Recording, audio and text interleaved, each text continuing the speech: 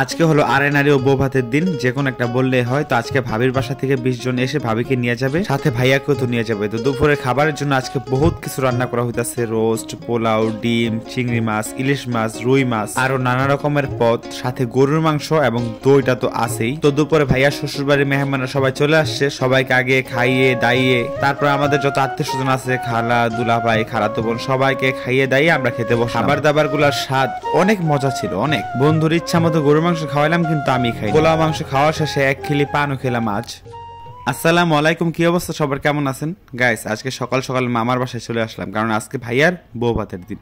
তো আজকে ব্যাপক রান্না বান্না হইব, ব্যাপক খাওয়া দাওয়া হইব, একেবারে শুরু থেকে শেষ পর্যন্ত আজকে ব্লগটা আপনাদের মাঝে শেয়ার করবো। এই জন্য আর কি সকালে উঠা মুখটা ধুইয়া চলে আসছে, নাস্তাটা এখনো করে নেই। চিন্তা করলাম যে মামাকে বাসায় নাস্তা করবো। আয়সা দেখি যে অলরেডি রান্না বান্না বসাই দিছে। তো এই যে এপাশে দেখেন মশলা টসলা সব একেবারে রেডি করে টেবিলের মধ্যে সাজায় নিছে। আর এই যে এপাশে দেখি যে আন্টিরা মাছগুলো ধুইতাছে, পাকলাইতেছে। তো আমি কইতাছি, আন্টি চিংড়ি মাছগুলো এমনি সাজা রাখছেন কেন? কয় বাজান এগুলো এখনই কুট্টা কাটটা তারপর এগুলা ধুমু। আমি কাছা। এই যে দেখেন চিংড়ি মাছগুলা কুট্টা কাটটা তারপর কত সুন্দর করে ধুইতাছে। তারপর ইলিশ মাছ, রুই মাছগুলো ফ্রিজের থেকে নামে এগুলো একটু ভিজায় রাখতেছে, কারণ এগুলো কয়েকদিন আগে আর কি কিনে আনছিল। আর এই যে মুরগিগুলাও চলতেছে, কয়েকটা দেশি মুরগি আনছে আর বাকিগুলা সব কক মুরগি। তো মুরগিগুলা ছোলার শেষে এখন মুরগিগুলা ভালোভাবে ধুইবো।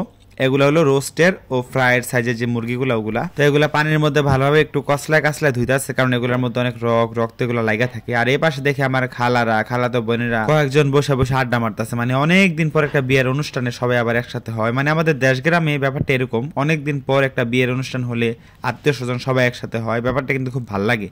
তো এই যে গরুর মাংসটা দেখেন প্রায় রান্না হয়ে যেতেছে। তো আমাদের একটু টেস্ট করতে দিল একটা বোলের মধ্যে কিছু টুকরা উঠাইয়া। আমি একটু টেস্ট করলাম, মেহেদি একটু টেস্ট করলো। এখন আর কি ঘরে চলে আসে প্লেটটা নিয়ে। এখন ভাইয়া একটু টেস্ট করতেছে, দুলা ভাই একটু টেস্ট করতেছে, ভাগ্নেও চলে আসে একটু টেস্ট করতে। পরে দেখে প্রচুর পরিমাণে গরম, একটু রোয়া শোয়া খা তা না, মানে টুস করে মুখের মধ্যে ঢুকায় যায়। তো দেখেন গরুর মাংস রান্না তো পুরো হয়ে গেছে। এখন আর কি এটা ঢাকা রাখবো, আর ড্যাগের চারোদিকে নিচে একটু আঙ্গার দিয়ে রাখবো, মানে কয়লা দিয়ে রাখবো যাতে মাংসটা একটু গরম থাকে। তো এদিকে দেখে আঙ্কেলের রোস্ট গুলা ভালোভাবে কসলায় কসলায় ধুইতাছে, আর মেহেদি তাকায় রয়েছে। আমি মেহেদির কইতাছি, মেহেদি মুরগিগুলো একটু তুইও ধো, কসলায় কসলায়। কয় না, আমার হাতে আসতে গন্ধ লেগে যাবে। গরুর মাংস রান্নার পর এখন রোস্ট গুলা ভাজতাছে। এগুলো আর কি ভাজার পরে দেখেন এটার মধ্যে নামাইতাছে। একটু পর আর কি এগুলা কষাইবো মশলা টসলা দিয়া। সেই ছোট্টবেলা থেকে আম্মু আমার রোস্ট পোলাও অনেক রান্না করে খাওয়াইছে, কারণ রোস্ট আর পোলাও আমার অনেক পছন্দ, অনেক। আমি বিরিয়ানি কোন খিচুড়ি কোন সব থেকে বেশি পছন্দ করি রোস্ট আর পোলাও, সাথে একটু গরুর মাংসের কম্বিনেশন হলে জমে যায়। বাট গরুর মাংসটা ভাল লাগে সাদা ভাতের সাথে, আর রোস্টটা ভাল লাগে পোলাওর সাথে। রোস্ট রান্নাও শেষ। তো এগুলো একটা ডেগে থেকে একটা ডেগে রাখতেছে, আর নিচে একটু কয়লা দিয়ে রাখবে একটু গরম থাকার জন্য আর কি। তো এখন এই যে চিংড়ি মাছগুলোর মধ্যে কাঠি ভৈরা ভরে একটা একটা করে রাখতেছে। পরে চিংড়ি মাছগুলো একটু হালকা সিদ্ধ কইরা তেলে ভাজবো। তো এই যে এখানে রুই মাছগুলো ধুয়ে রাখছে, ইলিশ মাছগুলো ধুয়ে রাখছে, এখানে ডিমগুলো সিদ্ধ করে রাখছে, এগুলো একটু ভাজবো হালকা হালকা। তো ফার্স্টে আর কি ইলিশ মাছের মধ্যে মশলা দিতেছে, যা যা মশলা প্রয়োজন, হলুদ গুঁড়া, মরিচ গুঁড়া, ধনিয়া গুঁড়া সব দিয়ে এটা ভালোভাবে ম্যারিনেট করে তারপর রাখা দিব কিছুক্ষণ পর, তারপর ভাজবো। তো দেখেন রুই মাছগুলো ভালোভাবে মশলা দিয়ে ম্যারিনেশন করতেছে। গাইস রুই মাছের যে পিসগুলো করছে এত বড় বড়, বুঝছেন, এগুলো অ্যাকচুয়ালি সব খাবারের সাথে একসাথে খাওয়া যায় না। এগুলো যদি একটু ছোট পিস করতো তাহলে আমার মনে হয় সবাই একটু টুকটাক খাইতো। এখন দেখা গেছে এত বড় একটা পিস অনেকে লইতেই চায় না, ভয় যদি না খাইতে পারে পুরোটা নষ্ট হয়, এই জন্য অনেকে লয়ই না।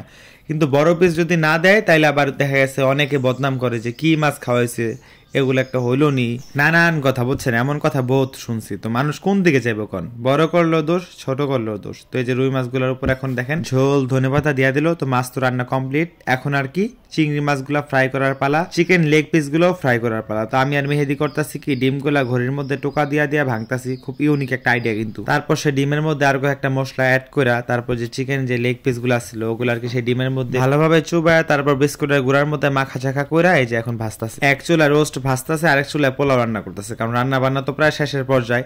তো পোলাও গুলার মধ্যে দেখেন গাইস কি পরিমাণে ঘি দেয়, মানে এত বড় একটা বক্স বইরা ঘি আনছে। এই ঘি রোস্টের মধ্যে দিছে, এখন নাকি পোলার মধ্যে দিব। তো দেখেন এই পাশে চেয়ার টেবিল সব সাজানো শুরু হয়ে গেছে, কারণ প্রায় 1টা বাজে গেছে। এই 1:30 2টার পর নামাজের পর আর কি ভাইয়া শ্বশুরবাড়ির মেহমান সব চলে আসবো। তো এই যে পোলাও রান্নাটাও এখানে প্রায় হয়ে যেতেছে, আর ওই যে ওখানে দেখেন ফ্রাইগুলো হয়ে যেতেছে। তো দেখেন পোলার মধ্যে কি পরিমাণে ঘি দিতেছে। আজকে মোট 150 মানুষের আয়োজন। তো আমার ভাইয়ার শ্বশুরবাড়ি থেকে মাত্র 20 জন মানুষ আসবে, আর বাকি 130 জনে আমাদের সব আত্মীয় স্বজন। মানে আমার খালার গোষ্ঠী তারা অনেক বড়, আমার 9টা খালা, আমার আম্মুর নিয়ে 10 জন, আমার 3 জন মামা, তারপর আছে খালাতো বোন, খালাতো ভাই, দুলা ভাই, সবাই আজকে বউ ভাতের অনুষ্ঠানে আসবে। গতকাল বিয়ে তো সবাই গেছিল। তো রান্না বান্না তো প্রায় শেষের পর্যায়ে, জাস্ট এখন চিংড়ি মাছগুলো একটু ভাজতাছে, চিংড়ি মাছগুলো একটু কড়া করে ভাজতাছে। আর চিংড়ি মাছগুলো কিন্তু অনেক ইউনিক আধুনিক ভাবে ভাজছে। চিকেন গুলো যে প্রক্রিয়ায় ভাজছে চিংড়ি মাছগুলো ঠিক একই প্রক্রিয়ায় ভাজছে। তো দেখেন মেহমানরা সবাই চলে আসছে, টেবিল একেবারে সবকিছু গুছানো গাছানো শুরু হয়ে গেছে, মানুষ বসে পড়ছে।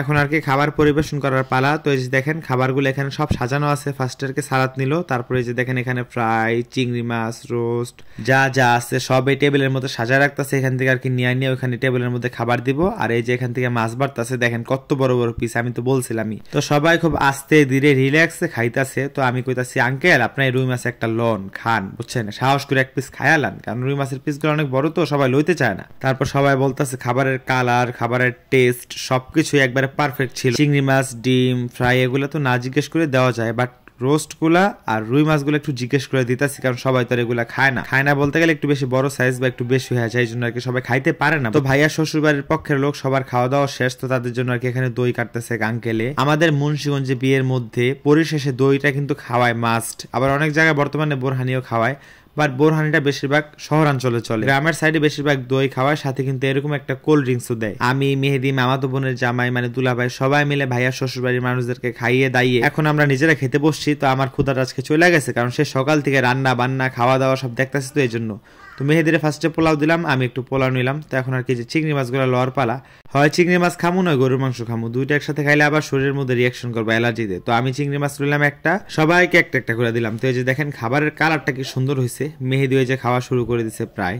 তো এখন আর কি গাছ রোস্ট চলে আসছে, কারণ রোস্টটা না হলে আমি মানে খাওয়াটা শুরু করতে পারি না।